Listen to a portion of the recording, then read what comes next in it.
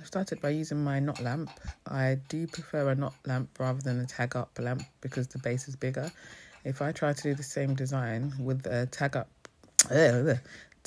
or however you pronounce it lamp rather than a knot lamp, it most likely wouldn't be able to stay without using an additional weight. I'm literally just assembling all the poles together to there's my knee. I need to work out. At this point I'm literally just blowing up a quad to put at the base of the tree because it's just easier to add the 260Qs that will form the branch if it has a base. I say 260Qs, but I actually think this is Sempertex chocolate maybe. I'm actually winging it at this point. So I'm just wrapping the 260s around the pole because it will eventually form my branches, and as you'll see along the way, I'm literally making this up, but it turned out quite well. Do let me know if you want a slowed down version of this so you can see exactly what I've done, but I don't know if you'd want to sit there and watch me wing this whole thing. So I'm literally just putting the 260s inside each other. So I put put it around the base, then put one end inside a 260, and then put another end inside another 260 to kind of thicken out the branches a bit. And then obviously gold makes everything look better.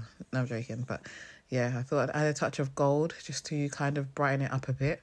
I basically just add the 260s together, and then literally, rather than going through the base now because I want it to be quite thick because the tree's going to be so big, I literally just went in through one of the other 260s, and now I've got my back turned because I'm still new to this YouTube thing. Next time my back will not be turned. So literally I've got 2 quads and just tying them together by the neck because that will form the base of the tree, because I want the tree to be quite big. So what I'm doing now is literally wrapping the balloon around the pole, and then I get another quad and then I attach it by the neck to the other side. I don't want to use a 260 because I want it to be quite firm. So if I attach it neck by neck, then it will be firm enough. And I'm doing the same on this side to kind of give it that depth or size. I don't know what word to use, but that size that I'm after. As you can see, it's taking shape. I said previously, I am literally just winging it. So literally just putting the quad where I think it should go and then tying it in at the neck to see if it will look good there. Obviously, you have to adjust the balloon sometimes to try and give it that look that you want, but it's getting there.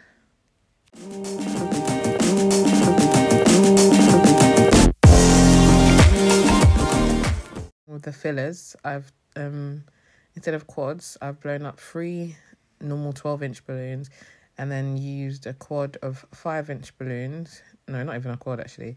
Use 3 5-inch balloons to kind of give it that filled out effect. As a balloon artist, you don't always know, or you won't always know where you want things to go, but it's just a matter of playing around, putting them in different positions and seeing what looks best. So I decided that I wanted the branches to be a bit thicker because they were quite narrow considering the tree was so big. So I literally just played around with them until I got them the size I wanted them to be. At this point, I'm literally just feeding them in to one another to kind of create that extra thickness and seeing how it looks best, really. So I decided I didn't want to buy tissue paper because I couldn't find somewhere that you could buy tissue paper in bulk and for a reasonable price. So I decided to make my own. And when I say tissue paper, I meant the shredded one. So I decided to get some old tissue paper and literally just cut them up into pieces to make my own shredded tissue paper, which actually turned out better than I thought because I got the size, the amount of tissue paper that I wanted in order to make my kind of like hamper, not hamper, but almost hamper looking thing for the little ones.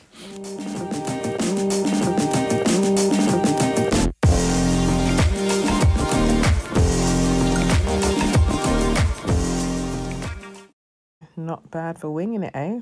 The kids loved it, so it worked.